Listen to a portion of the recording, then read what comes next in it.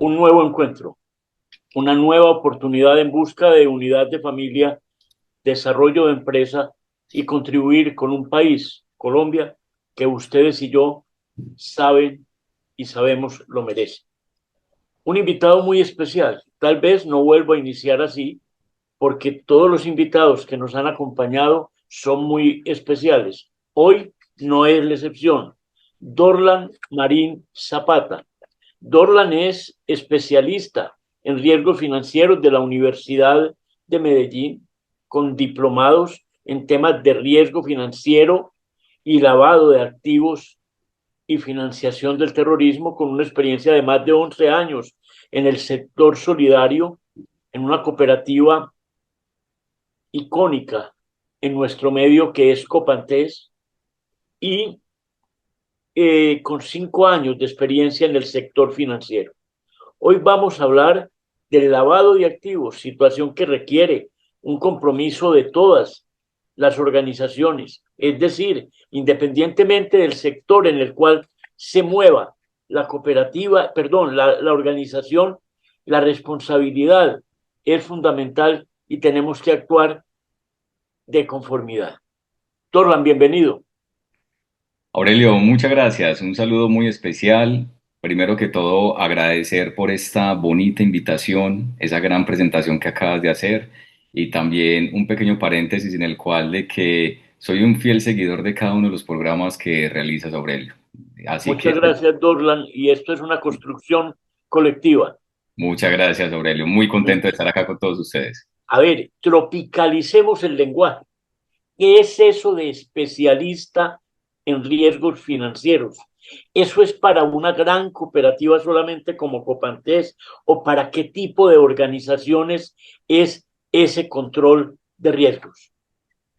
Aurelio, una pregunta muy interesante porque el alcance que nos da al realizar una especialización en riesgos financieros es de que comprendemos lo que es toda esta parte de liquidez de las entidades. Con este primer concepto estamos dejando claro que aplica a todas las organizaciones.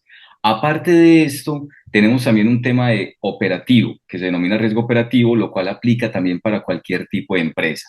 Y adicional a esto, lo complementamos también con todo el tema de lavado de activos. Es decir, en este orden de ideas es para todas las organizaciones, no solamente para sector financiero ni tampoco sector cooperativo, sería para todas. ¿Cómo, volviendo a utilizar una expresión ya coloquial, cómo tropicalizar, cómo explicarle al empresario mediano, grande y pequeño cuál es su responsabilidad en este tema, qué es esa cuestión tan elegante de un oficial de cumplimiento y cómo es que una organización debe implementar y hasta dónde es su alcance? Claro que sí. Lo primero es de que para una empresa grande, mediana o pequeña, se debe entender que obviamente todas están expuestas a un riesgo, ¿sí? Están expuestas a un riesgo tanto a nivel financiero o a nivel de lavado de activos y financiación del terrorismo. ¿Qué quiere decir esto? Desde la superfinanciera se viene hablando de un SARLAF 4.0, desde la Superintendencia de la Economía Solidaria, que son las cooperativas, viene hablando de un SARLAF, y desde lo que es el sector real, es decir, super sociedades, viene hablando de un SAGRILAF. En ese orden de ideas, de acuerdo a unos montos que los define la misma super sociedades, en el caso del sector real, que son 40.000 salarios mínimos legales vigentes, eso al corte de diciembre de cada año son las que de manera obligatoria, pero no quiere decir que deje por fuera a las empresas pequeñas, porque también en su circular, ¿qué contiene? Dice, por buenas prácticas, implemente lavado de activos, por solo buenas prácticas como tal. Entiéndase, perdón que te interrumpa, buenas prácticas, tranquilidad y Muy bien. contribuir con la transparencia de un país. Así es, muy bien, Aurelio, porque básicamente eso es lo que busca. Es más, sí, esto nos lleva también a una famosa ley que nació en el 2018, que es la ley antisoborno, ¿cierto? Esa ley de corrupción como tal, porque es buscar esa tranquilidad desde un buen gobierno también. Y que obviamente eso no se convierta tampoco en un tema oneroso para las empresas, efectivamente se haga mucho más fácil. ¿Qué quiere decir esto? De que obviamente según el tamaño voy implementando. No se trata de sobredimensionar las empresas, se trata de que de acuerdo a donde estemos operando, cumplamos con medidas, medidas que nos generen tranquilidad. Yo estoy totalmente de acuerdo y siento que creo que usted se tiene que sentir orgulloso de pertenecer a una cooperativa donde se cumplen esos elementos, pero eh, eso no le complica la vida al empresario. Y segundo, el Estado no le está entregando a las organizaciones una responsabilidad que en última instancia le corresponde saber. Claro que sí. Esto, digamos que no tanto complica la vida, porque de aquí, Aurelio, es bien un análisis y una reflexión muy interesante, y esa pregunta me la han hecho en varias ocasiones. Si esto nunca ha ocurrido, ahora no creemos que nos vaya a ocurrir, ¿cierto? Nosotros desde riesgos, desde la parte académica, aprendemos que ese riesgo es una posibilidad, una probabilidad, como puede que ocurra, como puede que no ocurra. Pero ¿qué va a ocasionar esto? Que le va a dar tranquilidad a la junta directiva, le va a dar tranquilidad a sus socios como tal, le va a dar tranquilidad como tal a los propietarios. Y asimismo, como bien lo Y en mencioné, el caso del sector cooperativo y a los afiliados, así es. Y en el caso del sector cooperativo, asociados mejor. a los asociados y en el caso hasta de los mismos bancos a sus clientes, ¿sí?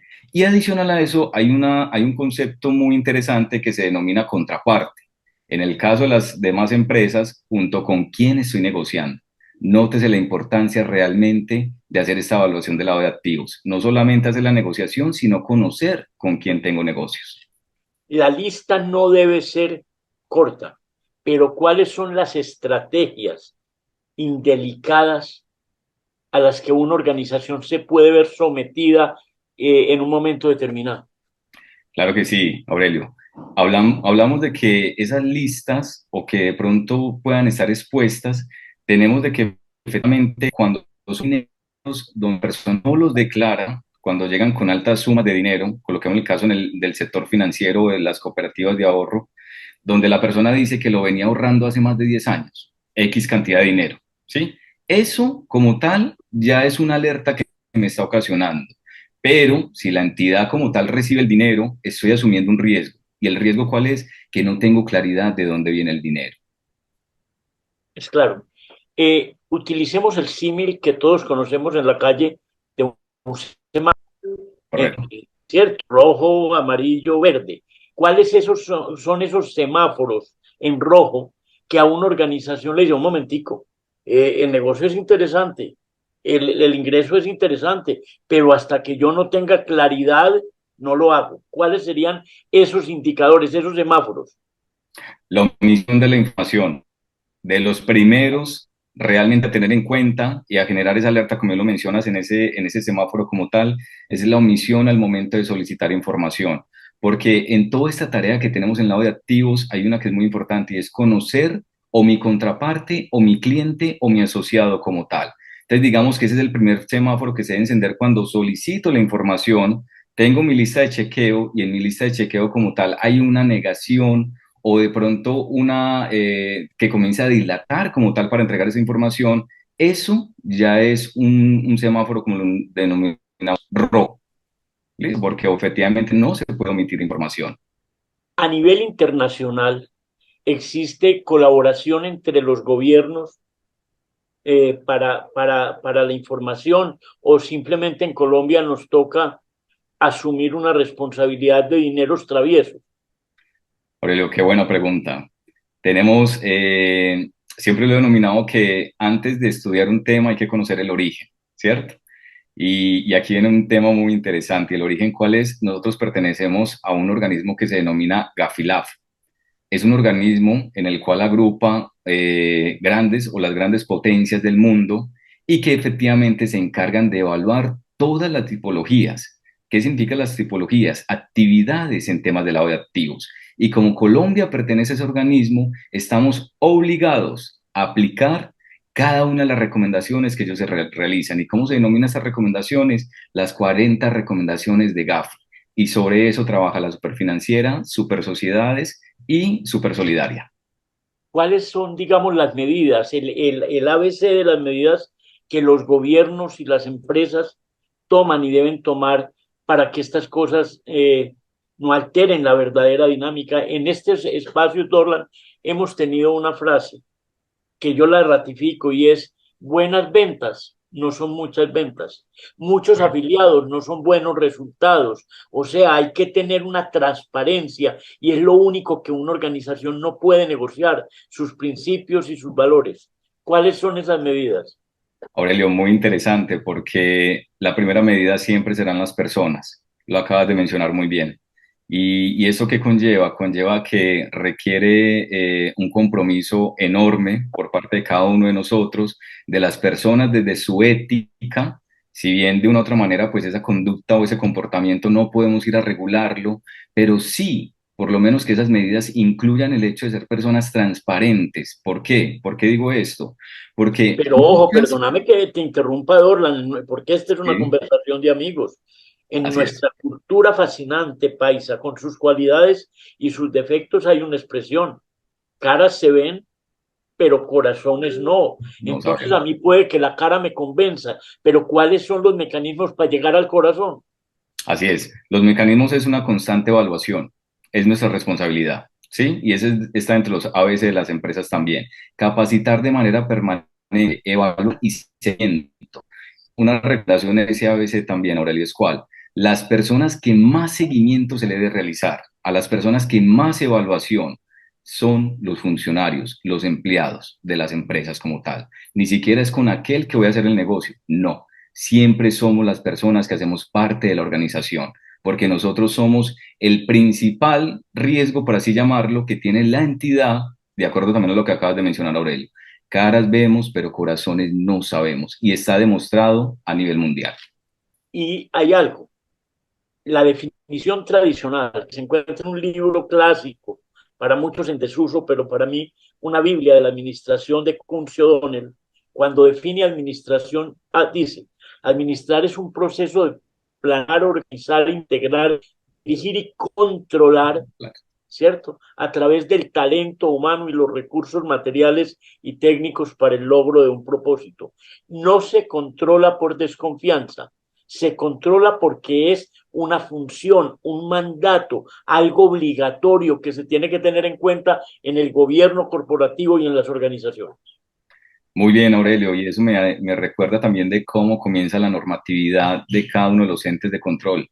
Todos comienzan hablando de identificación, control, monitoreo, ¿sí? Y seguimiento como tal. Siempre debemos controlar, sí o sí. Hay, supongamos que alguien al otro lado de esta reunión amable para mí, que espero para quienes nos acompañen también lo sean, están diciendo, no me están diciendo algo nuevo.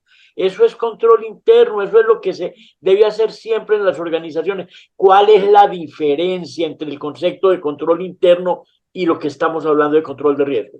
Aurelio, muchas gracias porque es una pregunta muy interesante en el cual eso en varias organizaciones lo hemos tenido, que como bien parte de que riesgos se encarga también de esa misión de controlar, verificar, nos podemos encontrar con control interno, con la auditoría, pero hay algo muy, muy elemental y es de que control interno se encarga de toda esa verificación a nivel normativo, se encarga de decir si lo está haciendo o no lo está haciendo, esa prueba de recorrido, muy bien. Mientras que nosotros ejecutamos, vigilamos, mejoramos, retroalimentamos, constantemente estamos ahí, ¿sí? De manera permanente, lo cual quiere decir que control interno llega sobre esa verificación como tal de lo que hemos realizado y de cómo lo está ejecutando la entidad.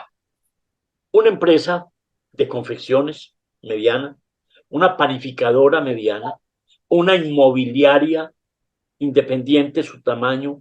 Dice, ¿cómo empiezo? ¿Cómo me cubro? ¿Cómo me blindo utilizando una expresión de relativa moda en este tema?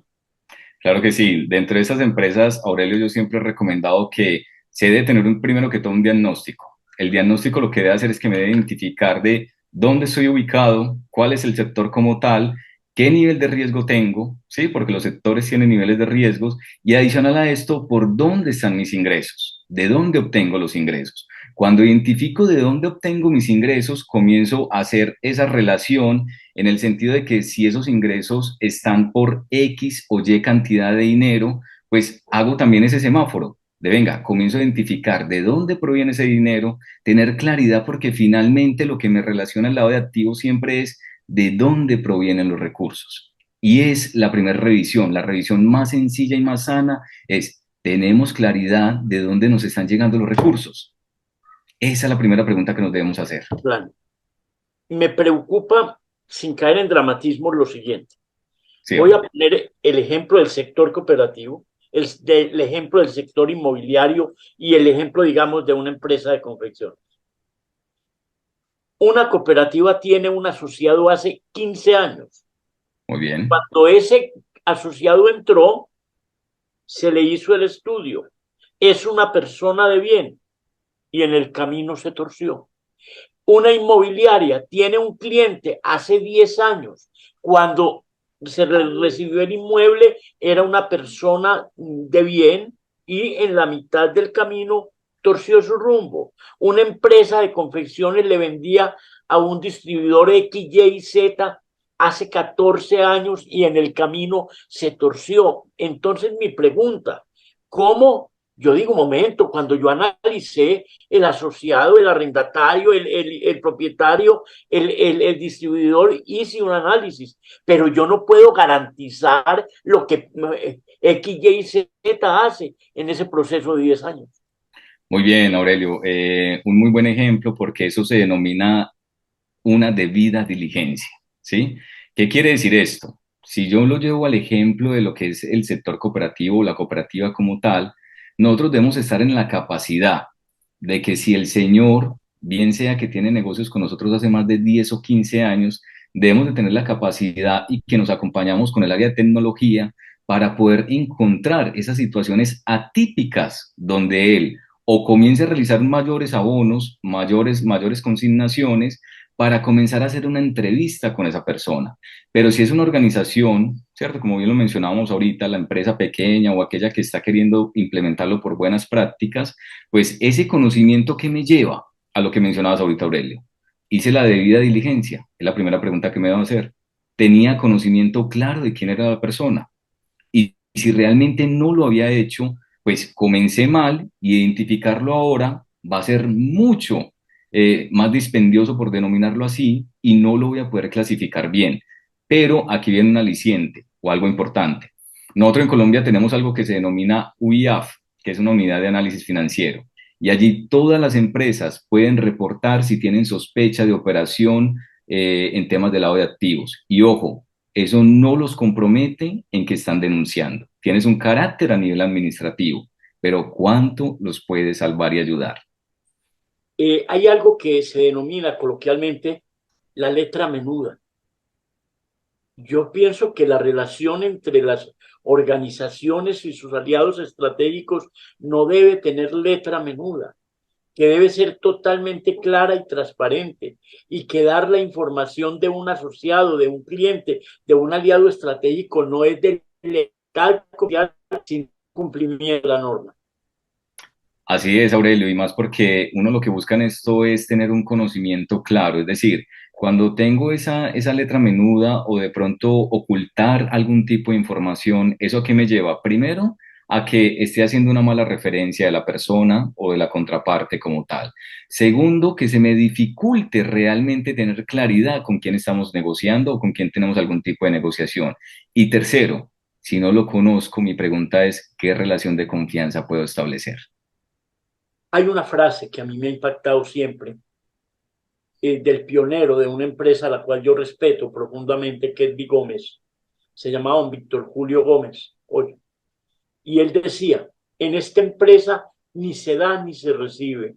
Muy Esa bien. frase para mí es icónica y las organizaciones en la medida, no, aquí nunca pretendemos tener verdades absolutas, pero si se quiere desarrollo y consolidación y perdurabilidad, la transparencia es fundamental. ¿Qué piensas?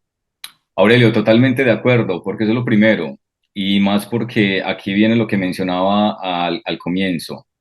¿Quiénes son los que principalmente conocen las debilidades de las empresas?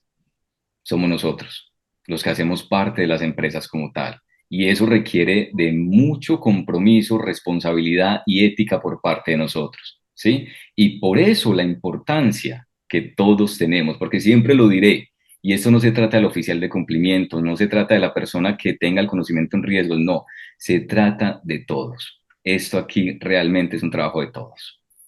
A mí me da pena con un hombre tan técnico como usted, y siempre tan coloquial, pero traducido al buen romance, lo que hoy debemos decir, no nos podemos hacer los de la vista corta. Así Tenemos es. que estar atentos y la responsabilidad es general y no por mostrar resultados no podemos omitir el cumplimiento de la norma, independiente del tamaño de una organización.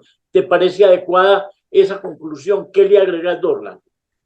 Aurelio, una muy buena conclusión y eso también me lleva a pensar de cómo realmente las áreas comerciales, porque siempre se va a ver de que las áreas comerciales chocan con las áreas de riesgos, pero es por lo mismo, porque no entienden lo que acabas de mencionar, Aurelio, ¿cierto? Y estamos cuidando que entre todos la empresa y no solamente por cumplir las metas. Eh, Hicimos alguna vez un encuentro en este espacio que hablábamos de la importancia de saber decir no. Aparentemente, el oficial de cumplimiento es el verdugo, ¿cierto? Correcto. El malo de la película, Así como en es. las películas del oeste, el de sombrero negro. Pero si esa persona hace el trabajo como debe ser, lo que está es blindando la organización, buscando tranquilidad y perdurabilidad. Dos o tres frases finales con las que quieras terminar este encuentro, Dorla. Aurelio, para finalizar, tenemos de que las empresas no ver todo este sistema como un tema oneroso, es decir, no simplemente verlo en temas de dinero, ¿sí? Sino que realmente cuánto nos va a proteger, cuánto nos va a ayudar. Y eso realmente no es cuantificable. Y siempre les diré, una empresa pequeña no tiene necesidad de implementar lo que ya lleva una empresa grande. Siempre hay formas, siempre hay mecanismos de cómo se puede realizar. Y también perder el temor. Yo siempre hablo de una cultura basada en conocimiento, no los riesgos como una cultura, ¿sí? De miedo, porque eso es lo que siempre se genera. Cuando uno lo escuchan, siempre genera miedo, y más por las palabras técnicas. Y tal vez en eso difiero con mis colegas, porque siempre habrán formas de llegar, formas de que las personas lo puedan comprender. Porque, como bien lo mencionaba ahorita, realmente los logros que se tengan desde un área de riesgos o de oficial de cumplimiento es gracias a las personas, porque finalmente son ellos los que ejecutan las políticas o los procesos y procedimientos que salgan desde el área de riesgos. Entonces, es a ellos los que cada vez debemos de valorar mucho más, pero sí se puede. Maravilloso. Alguien que quiera comunicarse contigo, tu correo electrónico. Claro que sí, Aurelio, mi correo electrónico es de marín punto riesgos arroba gmail.com, riesgos arroba gmail.com. Dorlan, mil gracias. Aurelio, Compartamos también nuestro correo electrónico aurelioveles57 gmail.com. Le repito, aurelioveles57 gmail.com. Hoy un nuevo encuentro, buscando unidad de familia, desarrollo de empresa y contribuir con un país como Colombia que lo merece.